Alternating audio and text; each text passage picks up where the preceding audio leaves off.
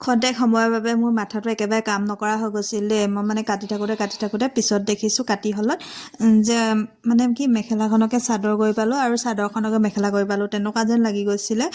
আচলতে তেনেকুৱা নাই হোৱা। মই মানে কি মেখেলা ভাগেই কাটিছোঁ, চাদৰখন চাদৰ ভাগেই কাটিছোঁ আৰু পতি ভাগেই কাটিছোঁ। আৰু চাদৰখন এনেকুৱা হ'ল মানে ভবা কাৰণটো চাদৰখনৰ সোঁ মাজতো মানে ফুল আছে, এয়া এচটাকৈ দেখিছেনে? মই ভাবিছিলোঁ কি এনেকুৱা যোনটো এচটা ফুলটো এই এচটাটো সোঁ মাজতো আছে চাদৰখনৰ।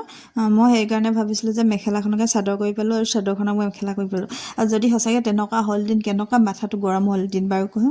কাষ্টমাৰৰ পৰাতো গালি শুনিলোহেঁতেন, নিজেও কেনেকুৱা লাগিলেহেঁতেন বাৰু। আৰু এনেকুৱা মানে কাৰোবাৰ লগত হৈছে বুলি কোৱা শুনিছোঁ, সেইটো কাৰণে মোৰ মাথাটো একেবাৰে কাম নকৰা হৈ গৈছিলে।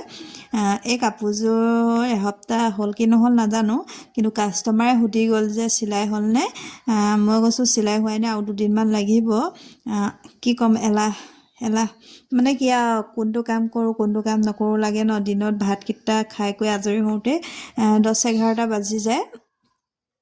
তাৰপিছতে ভাতকেইটা খাই দিয়াৰ পিছতে কি হয় কি নহয় নাজানো, বহুত বেছি টোপনি এটা আহে আৰু খুব মূৰৰ বিষ হ'বলৈ ধৰিছে। সেইকাৰণে অকণমান বিচনাত ৰেষ্ট লওঁ।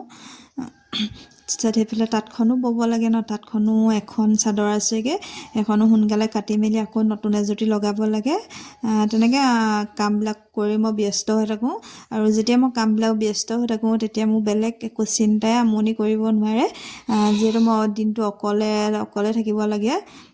অকলে থাকিলে কেতিয়াবা বহুত বেছি বেয়া লাগে ন, এনেই থাকিলে বহুত চিন্তা কিবাকিবি ধান্দা মানে কিবাকিবি চিন্তাবোৰ মনলৈ আহি থাকে। সেই চিন্তাবোৰৰ পৰা দূৰ হ'বলৈকে মই এনেকুৱা কিছুমান কাম কৰোঁ যাতে নিজকে ব্যস্ত কৰি ৰাখিব পাৰোঁ। আৰু মই মানুহবিলাকে কয় ওলাই কৰি নুফুৰোঁ, মই ইমান ওলাই কৰি ফুৰি ভাল নাপাওঁ, আগতেও নুফুৰোঁ হ'লে।